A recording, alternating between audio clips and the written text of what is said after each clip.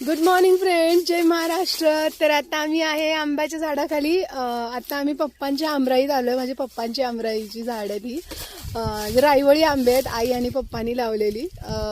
तर आता आम्ही हे पाडाचे आंबे जे असतात ना सकाळी सकाळी, तर ते पडतात. तर ते मी आणि शाणू दाखव.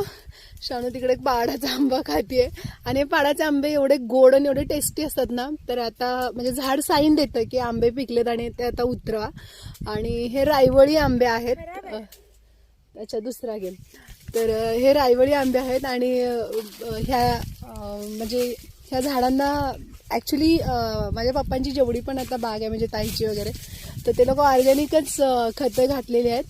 त्यामुळे त्याची गोडी वेगळीच आहे. आणि हे तर रायवळी आंबे आहेत मोठे, तुम्ही बघू शकता. खूप मोठं झाड आहे हे आंब्याचं. आणि हे खरं सुख आहे म्हणतात ना. मला ना ही खरी श्रीमंती आहे आमची आणि एका शेतकऱ्याची. तर बाजारातून विकत जाऊन जेव्हा आपण आणतो तर ते खरं तर मला नाहीच आवडत. पण हे जे पाडाचे आंबे तुम्ही बघू शकता खूप पडलेत इकडे, सगळे पाडाचे आंबे पडलेत. आणि आता आम्ही ते गोळा करायला आलोय. तर आणि हे आमरसाचे पण आंबे आहेत, म्हणजे खूप टेस्टी ह्याचा आमरस पण लागतो. तर तुम्ही खाऊ पण शकता. सो या तुम्ही सगळे आंबे खायला. आणि म्हणतात ना निसर्ग भरभरून देत असतो, फक्त त्याचं महत्त्व आपल्याला नाही कळत.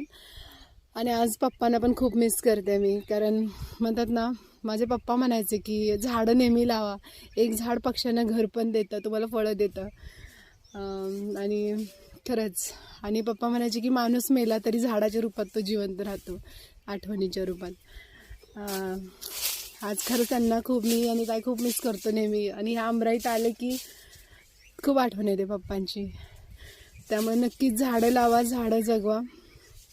त्याने एक झाड तुम्हाला उन्हात सावली पण देतं, फळं पण देतं. आणि या तर मग सगळे खायला आंबे पाडाचे.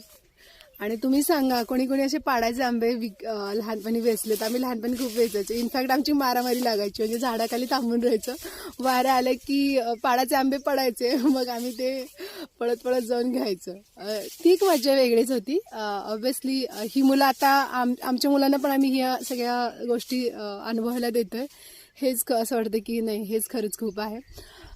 जे शहरामध्ये मुलांना ह्या गोष्टी मिस करतात. म्हणजे मुलांना एवढंच माहिती असतं की मार्केटमध्ये जा आणि फ्रुट्स घेऊन या. पण लाईक आम्ही गावठी माणसं आहोत आणि आम्हाला ते विकत आणण्याच्या फळापेक्षा स्वतःची झाडंची फळं खायला आम्हाला खूप आवडतं. तर या सगळे खायला.